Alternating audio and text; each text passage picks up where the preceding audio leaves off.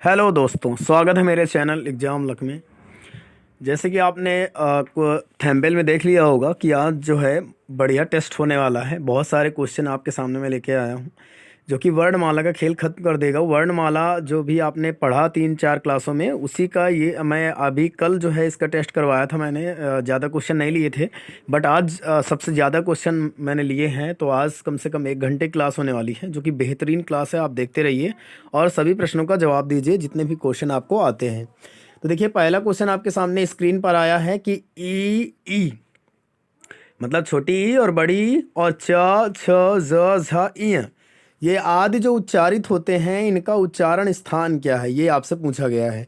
तो बताइए, कंठ है कि मूर्धन्य है कि तालव्य है कि ओष्ठ है? कौन सा ऑप्शन इसका सही होगा? जवाब दीजिए। तो मैं इसको बता दूं कि इसका जो आपका बोला जाता है ई या ई, ये आपके तालव्य होते हैं। ऑप्शन सी इसका सही उत्तर है। ठीक है, तो आप इसे नोट कर लीजिएगा। इसके बाद हम नेक्स्ट प्रश्न की ओर चलते हैं। अगला प्रश्न आपसे क्या पूछा है, आपकी स्क्रीन पर है। आपसे पूछा कि किस व्यंजन का उच्चारण स्थान तालव्य है। ठीक है, किस व्यंजन का उच्चारण स्थान तालव्य है? जल्दी से जवाब दीजिए, तालव्य कौन सा होगा? तो इसका जो उच्चारण स्थान है तालव्य, वो है option number B is right answer, झा ऑप्शन, मतलब इसका झा है, झा। नेक्स्ट प्रश्न की ओर चलते हैं। अगला प्रश्न आपसे क्या पूछा है? अगला प्रश्न पूछा है या का उच्चारण स्थान कहाँ से होता है? या का उच्चारण स्थान कहाँ से होता है? जल्दी से जवाब दीजिए। तो या का उच्चारण स्थान भी तालु से होता है। ठीक है, किससे होता है? तालु से। अगले प्रश्न की ओर चलते हैं। अगला प्रश्न आपसे क्या पूछा है? सा का उच्चारण स्थान कहाँ से होता है? जल्दी से जवाब दीजिए। सा का उच्चारण स्थान कहाँ से होता है? शायद ये दोबारा आया है, रिपीट हुआ है। और इसका जवाब दीजिए, कहाँ से होता है सा का उच्चारण स्थान? तो सा का भी उच्चारण स्थान तालु से होता है। यानी जितने भी आपके ऊष्म व्यंजन हैं, जैसे कि सा हो गया, एक सा ये हो गया, एक सा ये हो गया, ये और ये हा हो गया, ये सभी कहाँ से होते हैं उच्चारित?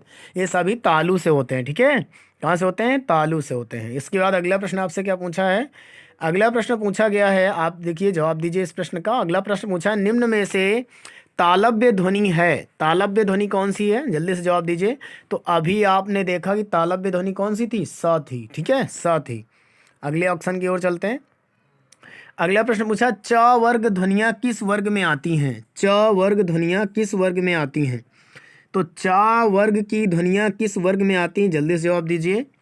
तो चा वर्ग भी किस में आता है? तालव्य में आता है। ठीक है, किस में आता है? तालव्य में आता है। अगला प्रश्न आपसे पूछा है, हिंदी की मूर्धन्य ध्वनियाँ कौन सी हैं? मूर्धन्य, आप जानते हैं कि मूर्धन्य ध्वनियाँ कौन सी हैं? जिसमें मूर्छा आ जाती है ना, जिसमें मूर्छा आ जाती है बोलने पर, मतलब जो जीभ होती है वो थोड़ी सी मुड़ जाती है। जैसे कि आप बोलें ट, ठ, ड, ढ, तो आप खुद बोल कर देखिए, प्रयास करिए कि इनकी जीभ जो है, जीभ क्या होती है? मुड़ती है इनको बोलने पे। तो ऑप्शन बी इसका सही उत्तर होगा। अगले प्रश्न की ओर चलते हैं। अगला प्रश्न क्या पूछा है? अगला प्रश्न पूछा है, जिनका उच्चारण ऊपर के दांतों पर जीभ लगने से होता है, तो उसे क्या कहते हैं? बताइए। जिनका उच्चारण जीभ लगने से, यानी दांत में जीभ टच हो जाने से होता है, उनको क्या कहते हैं? तो उनको कहते हैं दंत। ठीक है, क्या कहते हैं? दंत। अगला प्रश्न आपसे क्या पूछा है? अगला प्रश्न आपसे पूछा है, निम्नलिखित में से दंत ध्वनि कौन सी है? निम्नलिखित में से दंत ध्वनि कौन सी है? तो आप बोल के देखिए, क, क्या क है? नहीं। क्या छ है? नहीं। क्या पा है? नहीं। पातोष्ठ है। तो कौन बचा? त बोल के देखिए, दांत में जीभ टच हो जाएगी, यानी option number C is right answer. अगला प्रश्न आपसे क्या पूछा है? अगला प्रश्न पूछा है टा वर्ग। ठीक है, अगला प्रश्न आपसे क्या पूछा है? मैंने आंसर को मिटा दिया है, क्योंकि आप अगर आंसर देख लेंगे तो क्या फ़ायदा है ना। आंसर को मैंने मिटा दिया है। टा वर्ग किस प्रकार के व्यंजन हैं? बताइए, टा वर्ग किस प्रकार का व्यंजन है? तो टा वर्ग आपका मूर्धन्य है ना? मूर्धन्य है क्या? बताइए, मूर्धन्य है या और कुछ है? बताइए, जल्दी जवाब दीजिए। तो इसका जो है मूर्धन्य है, ऑप्शन सी। ठीक है, अब आगे आपसे पूछा कि टा वर्ग का उच्चारण कहाँ से होता है? तो भैया मूर्धा से होता है, आप जानते ही हैं। इसके बाद अगला प्रश्न पूछा, उच्चारण स्थान की दृष्टि से कौन सा विकल्प शुद्ध है? बताइए, क्या सा दंत से होता है? नहीं। क्या सा तालव्य से होता है? नहीं। क्या सा मूर्धन से होता है? बताइए, जवाब दीजिए जल्दी से। उच्चारण की दृष्टि से कौन सा सही है? तो भैया यहाँ पर स, जो स है वो दंत से होता है, ये आपका शुद्ध है। Option A is right answer. Clear? Option A is right answer. इसके बाद आपसे पूछा था किस वर्ग का व्यंजन है, था किस वर्ग का व्यंजन है, था बताइए किस वर्ग का व्यंजन है।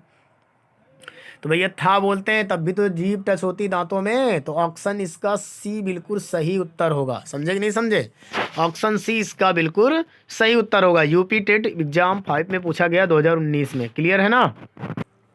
चलिए इसका जवाब दीजिए। आपसे पूछा गया है प्रश्न में, क्या आपसे इस प्रश्न में पूछा गया है कि बताइए जवाब इसका कि निम्न में से दंत वर्ण कौन सा है, दंत वर्ण कौन सा, जल्दी से जवाब दीजिए। तो दंत वर्ण निम्न में से कौन सा है, इस प्रश्न का जवाब आपको देना है। तो दंत तो आपको पता है कि ट च उ तो हो नहीं सकता, तो कौन सा है, option C is right answer, ता। क्लियर है।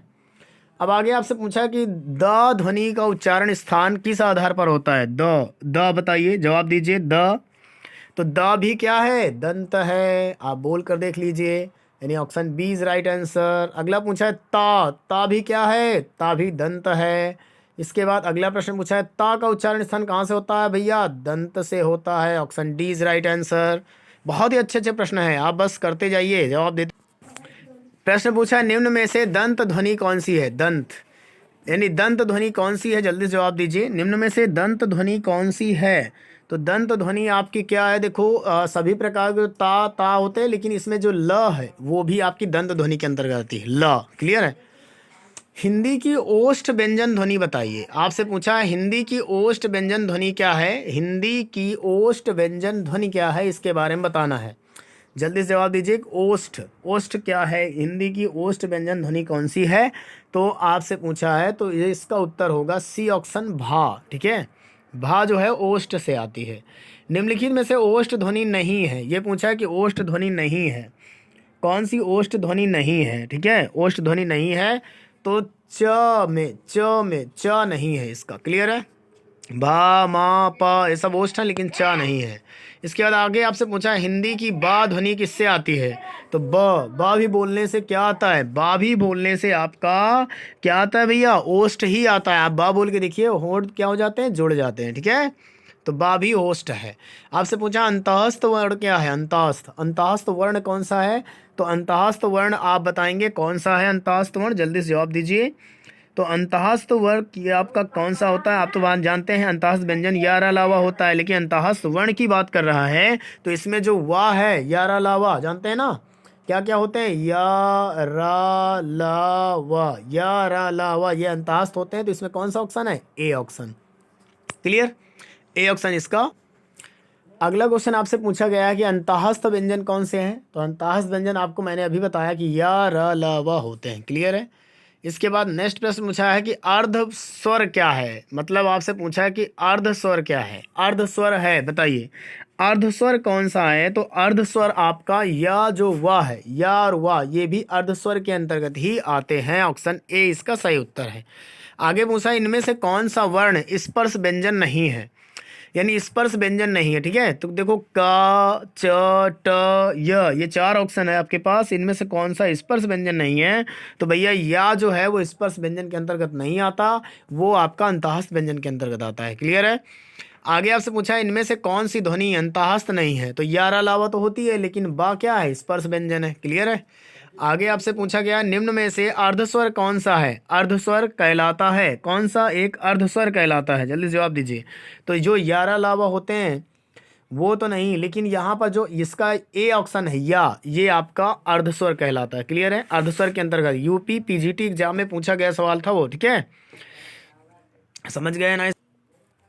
अब नेक्स्ट प्रश्न की ओर चलते हैं। नेक्स्ट प्रश्न में आपसे क्या पूछा गया है कि निम्नलिखित यानी बताइए कि सही कथन कौन सा है, भाई सही कथन चुनना है आपको कि सही कथन कौन सा है। पहला ऑप्शन दिया गया है आपके सामने कि या और वाह ध्वनियाँ अर्धस्वर कहलाती हैं। दूसरा कह रहा है व्यंजन का उच्चारण बिना स्वर की सहायता से हो सकता है कतई हो सकता है कभी, देखो कैसी फालतू वाली बातें है ना इसमें ऑप्शन में, कि व्यंजन का उच्चारण कभी बिना स्वर के हो सकता है, क्योंकि व्यंजन तो स्वर की सहायता से ही बनता है, आपने परिभाषा ही पढ़ी है। तो भैया क्या अवधेश का विग्रह औ प्लस धेश होता है, क्या हिंदी व्यंजन की संख्या 8 है 60 है, बताइए। हिंदी व्यंजन की संख्या ना तो 60 है, ना तो औ प्लस धेश अवधेश होता है, और ना ही व्यंजन बिना स्वरों की सहायता से बनता है। तो ऑप्शन नंबर आपका कौन सा सही हो जाएगा, ए, कि या और वह ध्वनियाँ अर्धस्वर कहलाती हैं। क्लियर है। इसके बाद नेक्स्ट प्रश्न आपसे क्या पूछा है, निम्नलिखित में से कौन सा अंतःस्थ व्यंजन है। तो भैया अंतःस्थ व्यंजन 11 अलावा होता है, अब कि मैंने कितनी बार आपको बताया है, तो ऑप्शन नंबर ए इसका सही होगा। आपसे पूछा गया अगला प्रश्न कि प फ ब भ म डॉट डॉट व्यंजन होते हैं, बताइए प फ व भ म ये कैसे व्यंजन होते हैं। तो ये भैया ओष्ठ व्यंजन होते हैं, अभी बताया गया, ठीक है, थोड़ी देर पहले। और इसके बाद निम्न में से ओष्ठ वर्ण कौन सा है, तो बताइए ओष्ठ वर्ण के बारे में पूछा, ओष्ठ वर्ण कौन सा है। तो ऊ क्या है, ओष्ठ वर्ण कहलाएगा ऊ, क्योंकि वो होंठ गोल हो जाते हैं। क्लियर है। आगे पूछा हिंदी वर्णमाला में अंतःस्थ व्यंजन कौन से हैं। तो भैया कितनी बार मैंने बताया कि 11 अलावा अंतःस्थ व्यंजन होते हैं, स स स ह उस व्यंजन होते हैं। क्लियर है। तो ऑप्शन नंबर 20 का बिल्कुल सही उत्तर होगा। समझ गए। अब देखो आपसे अगला क्वेश्चन क्या पूछा गया है, निम्न में से अंतःस्थ व्यंजन कौन सा है। तो अंतःस्थ व्यंजन आपका पता 11 अलावा होता है, तो यहाँ पर कौन सा ऑप्शन सही होगा, वाह। क्या क्या होता है, या र ला और वाह। अब देखो अगला जो प्रश्न आपके स्क्रीन पर है, अगला प्रश्न जो है 92 नंबर, निम्न में से अंतःस्थ व्यंजन कौन सा है। तो भैया अंतःस्थ व्यंजन फिर से वही पूछ रही है, अंतःस्थ व्यंजन कौन सा है। तो 11 अलावा है ना, तो option number D is right answer. युवा कल्याण विकास दल अधिकारी में पूछा गया प्रश्न, बहुत इंपॉर्टेंट है। देखिए अगला प्रश्न जो आपके सामने आया है, ये आपको यूपी पुलिस कांस्टेबल रे एग्जाम 2018 जो दोबारा वाला पेपर हुआ था जून में, आप जानते हैं ना। तो यूपी पुलिस कांस्टेबल का आपका पूछा गया प्रश्न है, बहुत ही इंपॉर्टेंट है। या र लावा किस प्रकार के व्यंजन के अंतर्गत आते हैं। तो या र ल व आपका अंतःस्थ व्यंजन के अंतर्गत आते हैं। क्लियर है। आयोग विवाह की बात करूं तो आयोग विवाह कौन से होते हैं, आ और आहा, ये आयोग विवाह होते हैं। स्पर्श व्यंजन आपके जानते हैं 25 हैं, है ना, कचट तप्स के नाम से जानते हैं। उस व्यंजन आपका जानते हैं कि सा और स और हा, ये उस व्यंजन होते हैं, ये भी आप जानते हैं। क्लियर है ना। यानी मैंने चारों ऑप्शन के बारे में आपको बता दिया है। क्लियर है। ये चारों ऑप्शन के बारे में मैंने आपको डिटेल से बता दिया है कि कौन सा क्या हो सकता है। क्लियर है। तो आप लोग घबराइएगा नहीं। तो यहाँ पर ऑप्शन नंबर कौन सही होगा, बी इज राइट आंसर। अगला प्रश्न आपसे क्या पूछा है, अगला प्रश्न पूछा है हिंदी वर्णमाला में ऊस व्यंजन कौन से हैं। तो ऊस व्यंजन अभी मैंने डिस्कस किया कि स स ह। क्लियर है।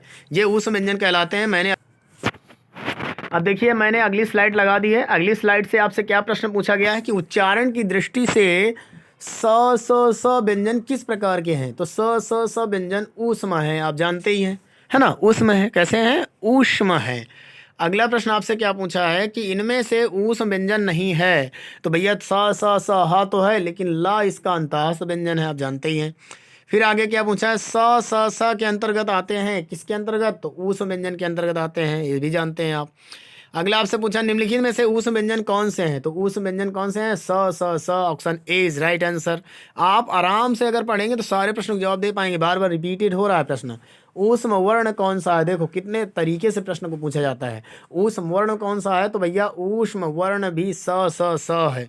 इसके बाद आगे आपसे देखो यही प्रश्न पूछा गया कि कौन सा ऊष्म नहीं है। तो स 3 प्रकार के सा है, लेकिन ग क्या है, स्पर्श व्यंजन है। समझ गए ना। बहुत अच्छे प्रश्न हैं, आप बस करते जाइए। आपसे पूछा गया कि हिंदी वर्णमाला, चलिए इसके पहले एक प्रश्न और दिया गया, उसको देख लेते हैं। ऊष्म व्यंजन कौन सा है। तो ऊष्म व्यंजन आपको पता है कि स हा, है ना। तो यहाँ कौन सा ऑप्शन सही है, हा, यानी option A is right answer. Hindi वर्णमाला में ऊष्म व्यंजन कौन से हैं। तो भैया हिंदी वर्णमाला में ऊष्म व्यंजन स है, ऑप्शन डी, है ना। कितनी जल्दी हो रहा है। अखबारी सिपाही में पूछा गया फर्स्ट शिफ्ट में 2016 में। स्रा एक संयुक्त व्यंजन है, इसमें किन 2 वर्णों के सम्मिलित किया गया है, बताइए। स्रा को किन 2 वर्णों के मेल से बनाया गया है, जल्दी से इसका जवाब दीजिए। यानी कुछ संयुक्त व्यंजन होते हैं ना, आप जानते हैं छत्रिज्ञ और स्रा। तो बताइए ये स्रा जो है वो किस व्यंजन के वर्णों से मेल से बना है, जल्दी जवाब दीजिए। तो भैया जो स्रा है ना, वो सिटकारी वाले सा और रा से मिलकर बना है। क्लियर। तो याद रखना ये प्रश्न ऑप्शन नंबर सी बहुत इंपॉर्टेंट है। संयुक्त व्यंजन आप पढ़ लीजिएगा। संयुक्त व्यंजन जो है आप पढ़ लीजिएगा, वो संयुक्त व्यंजन यानी जिसमें आपका छत्री आता है, त्रिशूल आता है, ज्ञा से ज्ञानी आता है और ये स्रा आता है, ये संयुक्त व्यंजन कहलाते हैं। और इन्हीं ये किन किन अक्षरों के मेल से बना, ये भी प्रश्न पूछा जाता है, बहुत इंपॉर्टेंट है। तो इसे ज़रूर आप पढ़ लेना, बहुत आपके लिए बेनिफिट रहेगा। ठीक है। और कॉपी में ज़रूर नोट कर लेना, प्रश्न बहुत इंपॉर्टेंट है। आगे पूछा गया है कि छत्री, देखो आ गया, मैंने जैसा जवाब बताया आपको वैसा आ भी गया है कि जो छत्री होता है वर्ण, वो किसके योग से बनता है। बताइए छतरी जो है वो किसके योग से बनता है? तो आपको मैं बता दूं, ये बनता है का और सा से मिलकर। क्लियर है? का और सा से मिलकर बनता है। आपसे आगे वो भी पूछेगा जो त्रा, और मैंने इसके बारे में, ज्ञानी के बारे में बताया, वो भी आ सकता है आपका। इंपॉर्टेंट बहुत प्रश्न है। आपसे पूछा गया है निम्नलिखित में से, यानी निम्न में से संयुक्त व्यंजन कौन सा नहीं है? तो भैया संयुक्त व्यंजन नहीं है जो योग से नहीं बना। तो मैंने अभी बताया था कि संयुक्त व्यंजन कौन कौन से होते हैं। एक तो छत्री होता है, एक त्रिशूल होता है, और एक ज्ञा से ज्ञानी होता है, और एक आपका श्रवण वाला स्रा होता है, बताया था। तो बताइए इनमें से कौन सा नहीं है? तो अगर आप देखें तो इसमें आपको कौन सा नहीं दिख रहा? या वाला नहीं दिख रहा, तो या ऑप्शन इसका, यानी ऑप्शन नंबर ए इसका सही उत्तर हो जाएगा। आगे पूछा निम्न में से संयुक्त व्यंजन है, तो भैया संयुक्त व्यंजन कौन सा है? स्रा है, अभी बताया मैंने, है ना। आगे पूछा संयुक्त व्यंजन ज्ञा बनता है, देखो मैंने कहा था ना ये आएगा। तो बताइए ज्ञा किसके योग से बनता है? जल्दी से जवाब दीजिए। जो ज्ञा होता है वो किसके योग से बनता है? जल्दी से जवाब दीजिए। तो भैया ज्ञा, ज्ञानी जो बनता है वो जा और इया से बनता है। क्लियर? याद रखना किससे बनता है? जा और इया से बनता है। अगला प्रश्न आपसे पूछा है दो व्यंजन जब एक साथ मिलते हैं तो उन्हें क्या कहा जाता है? भैया जब दो व्यंजन एक साथ मिलते हैं तो उन्हें कहा जाता है संयुक्त व्यंजन। क्लियर है? क्या कहा जाता है? संयुक्त व्यंजन। आगे कहा गया निम्नलिखित व्यंजनों में से कौन सा संयुक्त व्यंजन नहीं है? तो भैया यहाँ पर ये वाला सा नहीं है, क्योंकि ये वाला सा आता है ऊस व्यंजन के अंतर्गत। तो ऑप्शन बी इसका सही उत्तर होगा। आगे पूछा गया है त्र किन वर्णों के संयोग से बना? देखो मैंने कहा था सभी आ जाएंगे, और सभी आ गए। ठीक है ना, सभी आ गए, यानी बहुत ही अच्छी ट्रस्ट सीरीज चल रही है। क्लियर है ना। तो यहाँ पूछा गया कि त्र किसके योग से बना है? तो भैया त्र बनता है ता और रा से। क्लियर है? ता और रा से बनता। आपसे पूछा गया है निम्न में से कौन सा एक अल्प प्राण ध्वनि है? अल्प प्राण ध्वनि के बारे में आपसे पूछा गया है, कौन सा अल्प प्राण ध्वनि है? तो भैया अल्प प्राण मैं आपको बता दूं कि अल्प प्राण कौन से होते हैं। मैंने इसके बारे में डिस्कस किया है आपसे कि जो अल्प प्राण होता है वो पहला होता है। क्लियर है? तो यहाँ पर कौन सा दिख रहा है? पहला। देखो यहाँ खा जो है दूसरे नंबर पे आता है, तो भैया दूसरा तो अल्प प्राण आपका हो नहीं सकता। यहाँ पर जो धा आता है, धा वो किस पर आता है? धा आप जानते हैं ना। धा धा किस किस नंबर पे आता है? धा आपको बता दें कि धा किस अक्षर पे आता है, यानी ये तीसरे अक्षर पे आता है। आता है कि नहीं आता भैया? ता वाले में ता, है ना, ध था और धा। तो भैया ये धा नहीं हो सकता आपका। यहाँ पर घा जो आता है वो किस नंबर पे आता है? घा आता है आपका चौथे नंबर पे, तो ये भी नहीं हो सकता। तो भैया अल्प प्राण होता कौन सा है? तो भैया अल्प प्राण कौन सा होता है मेरे भाई? बताइए, जवाब दीजिए। अल्प प्राण ध्वनि कौन सी है? तो अल्प प्राण ध्वनि आपकी यहाँ पर जो का नंबर दिख रहा है ना, का नंबर, यानी ना तो सेकंड हो सकता है, आप ये भी जान गए, ना तो थर्ड हो सकता है, और ना ही चौथा हो सकता है। तो सेकंड, थर्ड, फोर्थ नहीं होगा, तो अल्पप्राण होगा पहला और पांचवा। समझ गए? पहला और पांचवा। तो का इसका बिल्कुल सही उत्तर है। ऑप्शन ए इसका बिल्कुल सही उत्तर है। इनमें से कौन व्यंजन अल्प प्राण है? बता दीजिए। अब तो बताइए अल्प प्राण कौन सा है? देखो फा नहीं हो सकता, था नहीं हो सकता, खा नहीं हो सकता, तो कौन बचा? च। Option C is right answer. Option C is right answer, अभी बताया मैंने। आगे पूछ रहा है कि निम्न में से अल्प प्राण व्यंजन कौन सा है? तो अल्प प्राण व्यंजन पूछ लिया, ये लो। अब बताओ कौन सा सही होगा, है ना? कौन सा सही होगा? जवाब दो। कौन सा सही होगा? जल्दी जवाब दो। इसमें कौन सा बिल्कुल सही उत्तर है? तो यहाँ पर जो है अल्प प्राण व्यंजन कौन सा है पूछा है, तो बता दीजिए, जवाब दीजिए। तो अल्प प्राण ऑप्शन नंबर 20 बिल्कुल सही उत्तर है। ऑप्शन नंबर बी बिल्कुल सही उत्तर है, क्योंकि अल्प प्राण होते कौन से हैं इसके बारे में आपको पता होना चाहिए। ठीक है, यानी मैंने इसको सही बिल्कुल अच्छे से पढ़ाया हुआ है। कोई दिक्कत वाली बात नहीं है कि आपको अल्प प्राण नहीं आता है। आप बता सकते हैं कि अल्प प्राण है क्या, होता है क्या। ठीक है, तो अल्प प्राण के आधार पर, यानी अल्प प्राण के बारे में आप बहुत अच्छे से जानते होंगे, कोई इसमें दिक्कत वाली बात नहीं है। तो चलिए कमेंट करके बताइए कि अल्प प्राण होता क्या है। ठीक है, अल्प प्राण क्या होता है, यानी अल्प प्राण किसे कहते हैं? जल्दी से जवाब दीजिए हमें कि अल्प प्राण क्या होता है, अल्प प्राण किसे कहते हैं? जल्दी से जवाब दीजिए।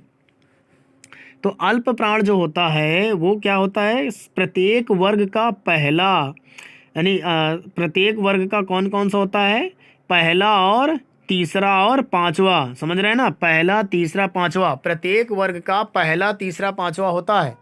प्रत्येक वर्ग का यदि पहला अक्षर आ जाए, तीसरा आ जाए या पांचवा आ जाए तो ये होते हैं अल्प प्राण, प्रत्येक वर्ग के पहले तीसरे पांचवे। और इसी के साथ साथ आपका अंतःस्थ व्यंजन लिया जाता है यर अलावा, यर अलावा, और इसके बाद आपका लिया जाता है अनुस्वर, एक अनुस्वर लिया जाता है और 11 स्वर लिए जाते हैं। समझ गए कि नहीं? यानी प्रत्येक वर्ग का पहला लिया गया, तीसरा लिया गया और पांचवा लिया गया। समझ रहे हैं ना आप? पांचवा लिया गया और प्रत्येक वर्ग का पहला तीसरा पांचवा, और इसके बाद यारा लावा अंतःस्थ व्यंजन यारा ला और वा, और एक अनुस्वर लिया जाता है और 11 स्वर लिए जाते हैं। ये इतने आते हैं अल्प प्राण के अंतर्गत। ठीक है, इसको मैंने दोबारा से बता दिया आपके लिए, तो इसका ऑप्शन नंबर बी सही उत्तर होगा। आगे आपसे पूछा है कौन सी ध्वनि महाप्राण नहीं है, तो भैया यदि पहला तीसरा पांचवा आपका आता है अल्प प्राण में, तो महाप्राण में कौन कौन सा बच गया? दूसरा और चौथा। तो यहाँ पर दूसरा और चौथा महाप्राण के अंतर्गत रखा गया है, दूसरा और चौथा प्रत्येक वर्ग का। और इसके बाद यहाँ पर जो है ऊष्म ध्वनियाँ इसी के अंतर्गत ली गई हैं, और एक विसर्ग लिया गया है।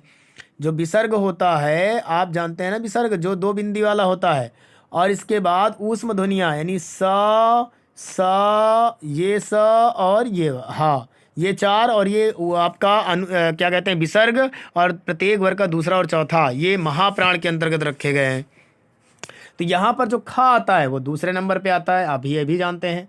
यहाँ पर जो घ आता है वो आपका किस नंबर पे आता है? चौथे नंबर पे आता है। जो जा आता है, जा किस नंबर पे आता है? जल्दी से जवाब दीजिए, जा जो है किस नंबर पे आता है? बताइए, इस प्रश्न का जवाब दीजिए जल्दी से भाई। जा का नंबर यानी जा किस पोजीशन पे आता है, इसका नंबर तो कमेंट करके बताइए आप लोग, क्या जा किस नंबर पे आता है?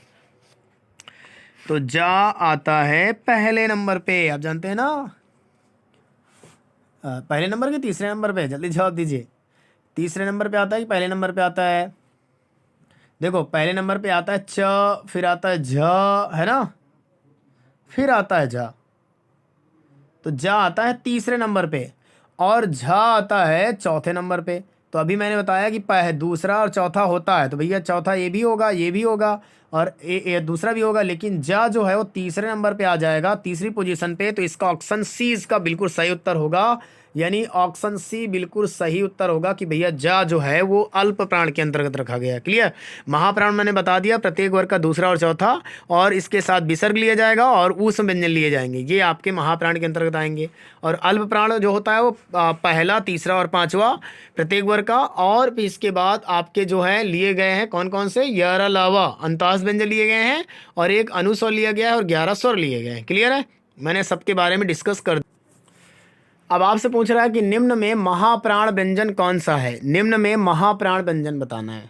तो भैया महाप्राण मैंने आपके बारे डिस्कस कर ही दिया है कि महाप्राण कौन सा होता है, यानी महाप्राण दूसरा और चौथा होता है, और इसके साथ ऊष्म व्यंजन होते हैं। तो यहाँ पर जो ता आता है किस नंबर पे आता है आपको ये पता करना है ना? पहले पोजीशन पे आता है ता, तो होगा नहीं। और दा जो आता है वो तीसरे पोजीशन पे आता है ना? और भा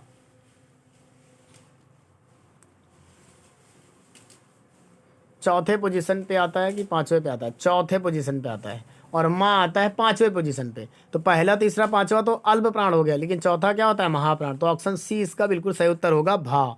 भा जो होता है वो महाप्राण के अंतर्गत आता है। क्लियर है? अब इसके बाद आपसे क्या पूछा गया है, जवाब दीजिए। अगला प्रश्न क्या पूछा है आपसे, इसका आपको प्रश्न का जवाब देना है। अगला प्रश्न आपसे आपके सामने है कि सभी महाप्राणों वाला समूह चुनिए, यानी सभी महाप्राण वाला समूह कौन सा है? जल्दी से इसका जवाब दीजिए कि सभी महाप्राण वाला समूह कौन सा है। तो आपको बता दें कि ध वाला तो हो नहीं सकता, धा वाला तो हो नहीं सकता, यहाँ पे दा आ गया भी नहीं हो सकता, यहाँ पर भी सा आ गया नहीं हो सकता। तो कौन बचा? Option number A is right answer, ख छ ठ, ये आपका महाप्राण वाला समूह है। आगे पूछा गया निम्नलिखित में व्यंजनों में से कौन महाप्राण है? बताइए कौन महाप्राण है, जल्दी से जवाब दीजिए। तो इस प्रश्न का जवाब बताइए कि कौन महाप्राण है। तो भैया देखो का भी महाप्राण नहीं हो सकता, पहली पोजीशन पे आ गया। 5वीं पोजीशन में आता है, ये भी नहीं हो सकता। गा तीसरी पोजीशन पे आता है, ये भी नहीं हो सकता। तो कौन बच गया? ठ। Option number D is right उत्तर। क्लियर है। आगे आपसे प्रश्न पूछा है प्रत्येक वर्ग का दूसरा और चौथा वर्ण क्या कहलाते हैं? तो अभी मैंने बताया था प्रत्येक वर्ग का दूसरा और चौथा वर्ण महाप्राण कहलाते हैं। ठीक है, क्या कहलाते हैं? महाप्राण। और उच्छित व्यंजन की बात बता दें तो उच्छित व्यंजन आप जाते हैं ना, ये होते हैं, इन्हें उच्छित या लुंठित व्यंजन कहा जाता है, आप जानते ही हैं। और अल्प प्राण जो है पहला, तीसरा और पांचवा, ये होते हैं अल्प प्राण। अनुनासिक क्या होता है? अनुनासिक अभी बताया मैंने कि आ होता है, अंग, और ये जो आह, ये अनुनासिक या अयोग्य विवाह के अंतर्गत रखे गए हैं। अनुनासिक और भी होते हैं जो भी नाक की सहायता से बोले जाते हैं। 5वें अक्षर आप जानते हैं ना, न, इ, अण, ये अनुनासिक होते हैं। क्लियर है। जो 5वें अक्षर होते हैं, जो जिनको बोलने पर नाक दब जाती है, उसे भी अनुनासिक कहा जाता है। भी डी ऑप्शन के बारे में भी मैंने आपको डिस्कस कर दिया है। अगला आपसे पूछा गया महाप्राण ध्वनियाँ व्यंजन वर्ग में किससे संबंधित हैं? महाप्राण ध्वनियाँ, तो महाप्राण जो है दूसरा और चौथा, ऑप्शन सी बिल्कुल सही उत्तर है। आगे आपसे पूछा गया कि हिंदी के स्पर्श व्यंजन के पांचों वर्गों के दूसरे और चौथे वर्ण क्या कहलाते हैं? तो भैया वो कहलाते हैं महाप्राण व्यंजन। ऑप्शन नंबर बी बिल्कुल सही उत्तर है। क्लियर है। अगला प्रश्न आपसे क्या पूछा गया है, जल्दी से जवाब दीजिए। 121 नंबर प्रश्न है कि निम्नलिखित में से कौन सा कथन अशुद्ध है? तो कौन सा कथन अशुद्ध है? पहला पूछा गया हिंदी में ज्ञ का उच्चारण परंपरा से भिन्न हो गया है। भैया बिल्कुल सही बात है, ज्ञ का उच्चारण बिल्कुल भिन्न हो गया है। 2 महाप्राण व्यंजनों का उच्चारण एक साथ हो सकता है। विसर्ग कंठ वर्ण है। 6 संयुक्त व्यंजन है। तो यहाँ पर अशुद्ध वाक्य आपको बताना है, कौन सा बिल्कुल अशुद्ध है, सही नहीं है। तो आपको हम बता दें कि इसका ऑप्शन नंबर बी बिल्कुल सही उत्तर होगा कि 2 महाप्राण व्यंजन का उच्चारण एक साथ नहीं किया जा सकता। क्लियर है ना। इसके बाद अगला प्रश्न आपसे क्या पूछा है, अगले प्रश्न की ओर चल लेते हैं। अगला प्रश्न आपसे पूछा गया है निम्नलिखित ध्वनियों में कौन सुमेलित है? निम्नलिखित ध्वनियों में कौन सुमेलित है? जल्दी से जवाब दीजिए। तो यहाँ पर ग क्या अघोष होता है? नहीं भाई। फ क्या अल्प प्राण होता है? बिल्कुल नहीं। क्या ठ सघोष होता है? नहीं। तो इसका ऑप्शन नंबर सी बिल्कुल सही उत्तर है, सा ऊष्म व्यंजन होता है। क्लियर है ना, आप जानते ही हैं। अगला पूछा है अघोष वर्ण कौन सा है? अघोष, देखो घोषत्व के आधार पर मैंने आपको बताया था, है ना, कि अघोष वर्ण कौन सा इसमें पूछा गया है। तो अघोष इसमें कौन सा है? स जो है इसका, स, ऑप्शन डी, ये आपका अघोष होता है। क्लियर है। तो अघोष के बारे में मैं आपको एक बार बता दूं कि अघोष होते क्या हैं। तो अघोष प्रत्येक वर्ग का प्रथम और द्वितीय, है ना, अघोष की बात कर रहा हूं मैं। अघोष जो है प्रत्येक वर्ग का पहला और दूसरा, ये अघोष कहलाता है। क्लियर है। और इसके बाद जो आपके ऊष्म व्यंजन होते हैं जिसमें हा को छोड़कर, हा नहीं लिया गया है, स, ये भी अघोष होते हैं। और इसके बाद भैया इसमें जो 13 व्यंजन शामिल किए गए हैं ना, 13 व्यंजन, वो भी इसी के अंतर्गत आते हैं। क्लियर है ना।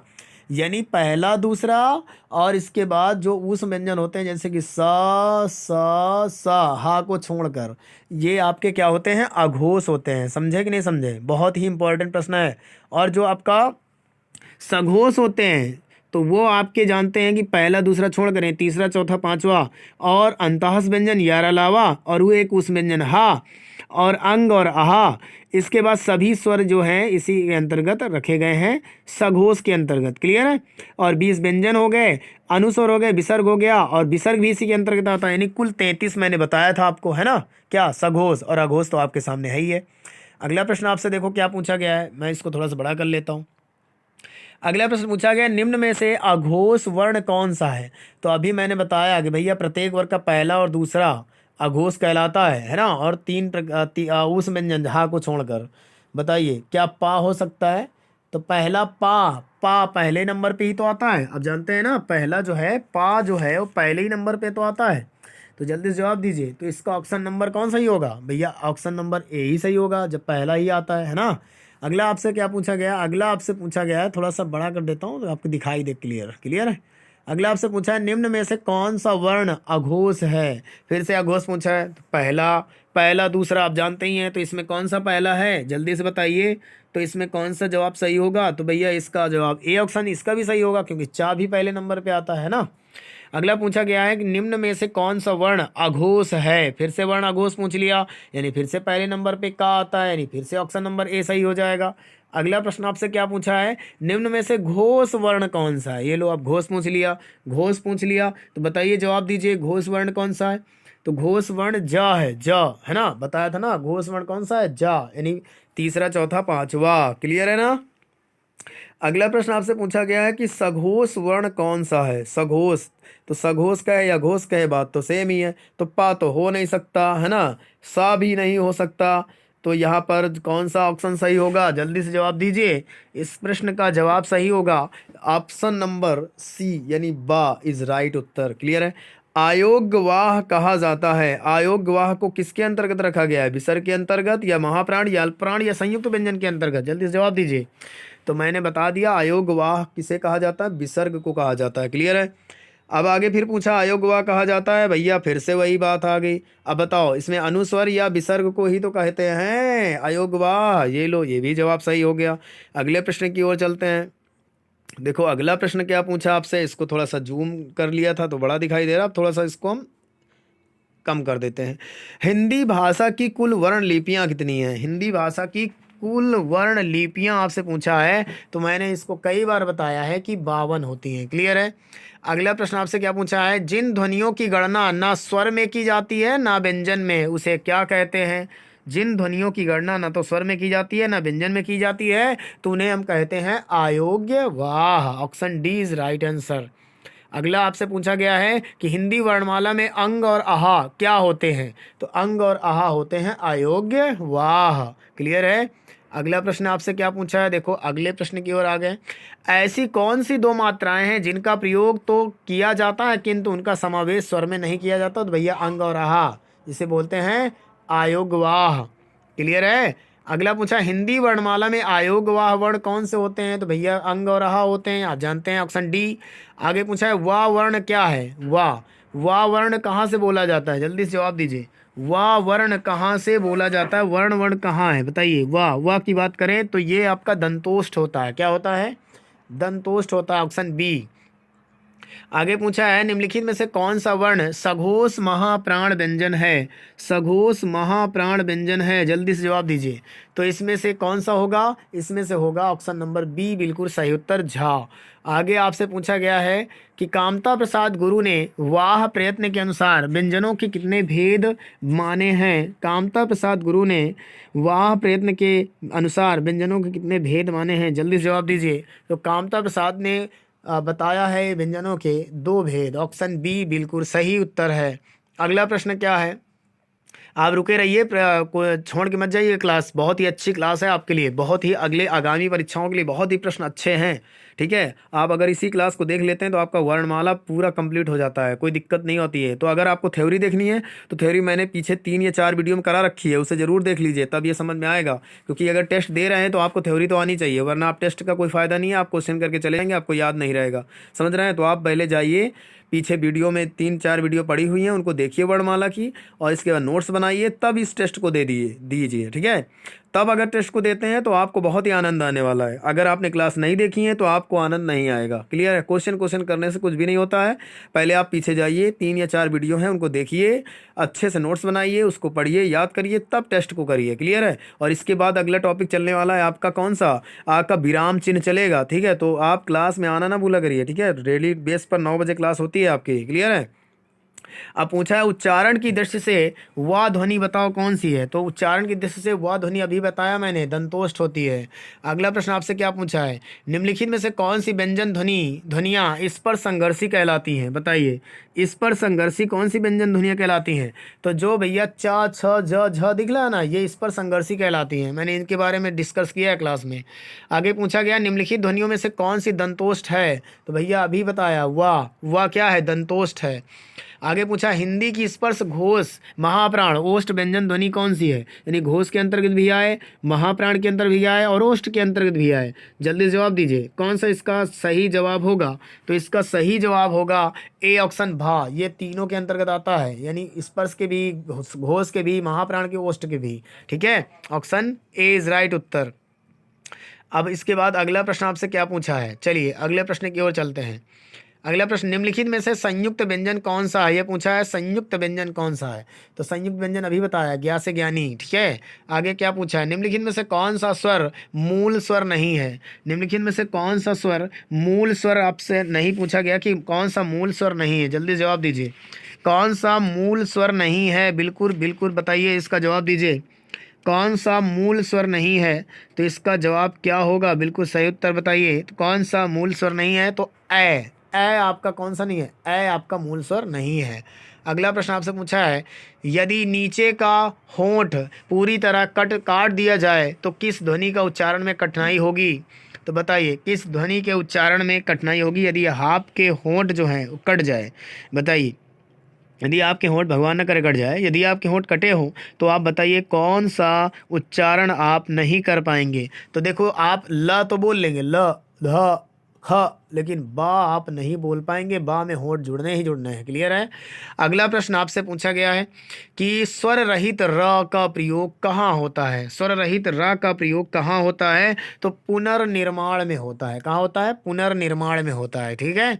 अगला पूछा है, किस शब्द में स्वर रहित पंचम वर्ण के स्थान पर अनुस्वर का प्रयोग किया जाता है? जल्दी से जवाब दीजिए, किस शब्द में स्वर रहित पंचम वर्ण के स्थान पर अनुस्वर का प्रयोग किया जाता है? तो इसका उत्तर होगा अंत्यंत, option number V is right उत्तर। क्लियर है? अब इसके बाद नेक्स्ट स्लाइड में चलते हैं। अगला प्रश्न आपसे पूछा है, निम्नलिखित में से किसे हिंदी का मानक वर्णमाला स्थान नहीं दिया गया है? हिंदी का मानक वर्णमाला स्थान नहीं दिया गया है, जल्दी से जवाब दीजिए। तो इसका सही उत्तर होगा श्री, ठीक है। क्या होगा? श्री। आगे पूछा है, स कौन से व्यंजन कहलाते हैं? तो स आपके ऊष्म संघर्षी व्यंजन कहलाते हैं। क्लियर है? आगे आपसे क्या पूछा है, छत्री ध्वनि किस स्वर के अंतर्गत आती है? तो छत्री संयुक्त स्वर के अंतर्गत आती है, ऑप्शन सी बिल्कुल सही उत्तर है। आगे पूछा है, कौन वर्ण घोष नहीं है? बताइए कौन सा वर्ण घोष नहीं है? तो इसका जो ता है ना, ता आपको दिख रहा है, ये घोष नहीं है, ठीक है। आगे क्या पूछा है, किस शब्द में ऋषि वाला स्वर नहीं आता है? बताइए किस शब्द में नहीं है ऋषि वाला स्वर? जल्दी जवाब दीजिए, कौन सा है? तो भैया देखो, कृपा में भी आ रहा है, कृष्ण में भी आ रहा है, दृष्टि में भी आ रहा है, लेकिन ऑप्शन डी आज में नहीं आ रहा है, ठीक है। आज एक अव्यय है, समझ गए ना आप। अगले प्रश्न की ओर चलते हैं। अगला प्रश्न आपसे क्या पूछा गया है, कौन वर्ण घोष नहीं है? कौन सा वर्ण घोष नहीं है? जल्दी से जवाब दीजिए, कौन सा वर्ण घोष नहीं है? अभी इसको आपने पढ़ा है, ऑप्शन सी ता। आगे पूछा है, कौन से में ऋषि स्वर नहीं आ रहा है? तो अभी आपने इसको पढ़ा, जवाब आज, रिपीट हो गया प्रश्न, ठीक है। अगले प्रश्न की ओर चलते हैं। अगला प्रश्न पूछा, किन ध्वनियों को अनुस्वार कहा जाता है? किन ध्वनियों को अनुस्वार कहा जाता है? जल्दी जवाब दीजिए, किन ध्वनियों को अनुस्वार कहा जाता है? इस प्रश्न का जवाब क्या होगा? जल्दी से बताइए, किन ध्वनियों को अनुस्वार कहा जाता है? जल्दी से इस प्रश्न का जवाब दीजिए, किन ध्वनियों को अनुस्वार कहते हैं?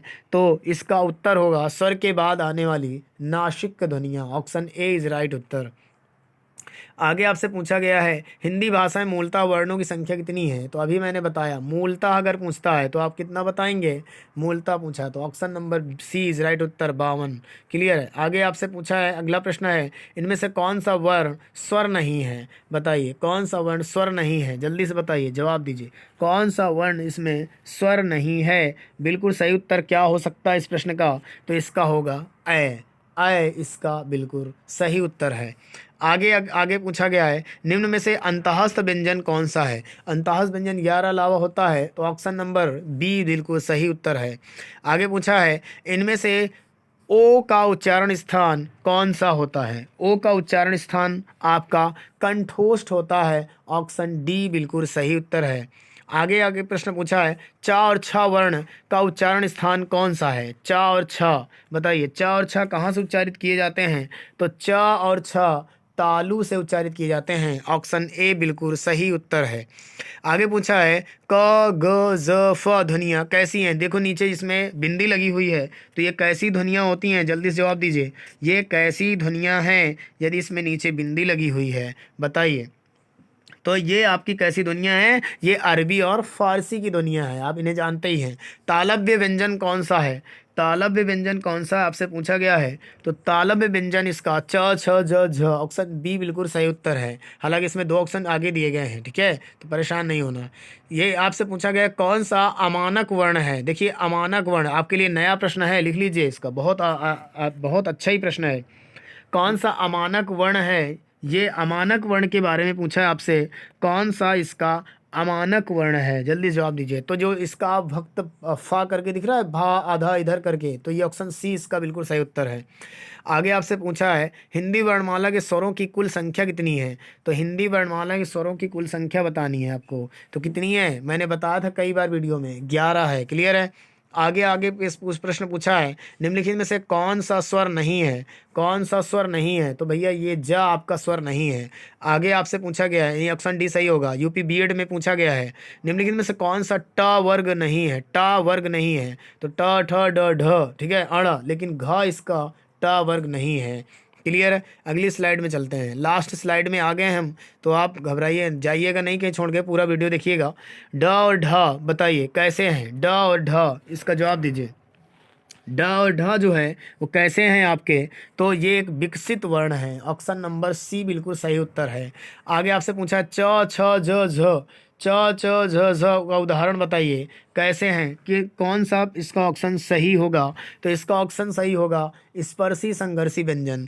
आगे पूछा गया पक्षी में कितने व्यंजन वर्ण हैं, बताइए पक्षी में कितने व्यंजन वर्ण हैं, जल्दी से जवाब दीजिए। तो पक्षी में आपके 3 व्यंजन वर्ण हैं, ऑप्शन नंबर सी बिल्कुल सही उत्तर होगा। क्लियर है। आगे आपसे पूछा गया है वर्णों के कितने भेद होते हैं, तो वर्णों के भेद बताइए, आप लोग जवाब दीजिए। वर्णों कितने भेद होते हैं, तो वर्णों के 2 भेद होते हैं, स्वर और व्यंजन। इसके बाद आगे पूछा गया है हिंदी शब्दकोश में छ का क्रम किस वर्ण के बाद आता है, छ का क्रम किस वर्ण के बाद आता है, तो हिंदी शब्दकोश में छ का वर्ण का के बाद आता है, ऑप्शन ए बिल्कुल सही उत्तर है। आगे पूछा गया है कौन से शब्द में रा व्यंजन नहीं है, कौन से शब्द में रा व्यंजन नहीं है, जल्दी जवाब दीजिए। तो मातृभूमि, इसमें कोई रा नहीं है, केवल ऋषि यूज हुआ है। ठीक है। अगला प्रश्न पूछा है निम्नलिखित में से एक वर्ण व्यंजन नहीं है, एक वर्ण व्यंजन नहीं है, वो है ऑप्शन ए उ, ये आपका स्वर है। आगे पूछा गया है निम्नलिखित में से कौन सी ध्वनि ओष्ठ नहीं है, बताइए। पा फा बा भा मा ये सब होते हैं, लेकिन ता जो है वो ओष्ठ के अंतर्गत नहीं आती, ऑप्शन डी बिल्कुल सही उत्तर है। ठीक है। तो ये रहे सारे प्रश्न आपके, जो कि मैंने आखिरी तक आपको करा दिया। बहुत ही बेहतरीन स्लाइड थी। अगर आपने थ्योरी कर रखी है तो आपको बहुत ज़रूर समझ में आएंगे वीडियो, बहुत ही बेहतरीन लगा होगा आपको ये वीडियो। ठीक है। मात्र 42 मिनट की वीडियो में मैंने सारे क्वेश्चन आपको करा दिए हैं।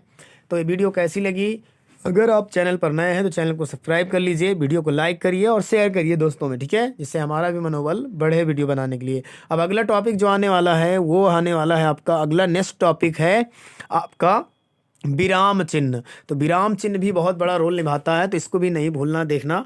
तो विराम चिन्ह के बारे में भी अगली वीडियो अच्छे से आने वाली है, बहुत ही अच्छी बेहतरीन क्लास होगी।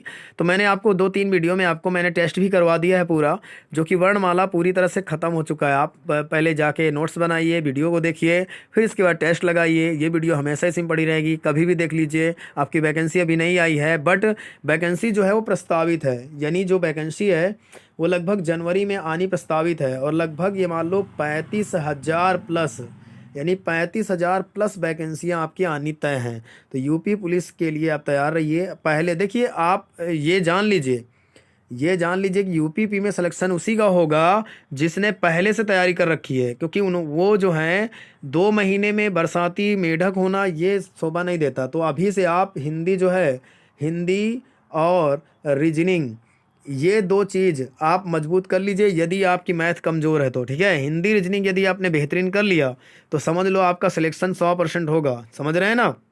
यानी ये मान लो कि हिंदी के अगर 37 क्वेश्चन आते हैं तो आपको यहाँ पर 30 क्वेश्चन तो करने ही करने हैं, बिल्कुल सही।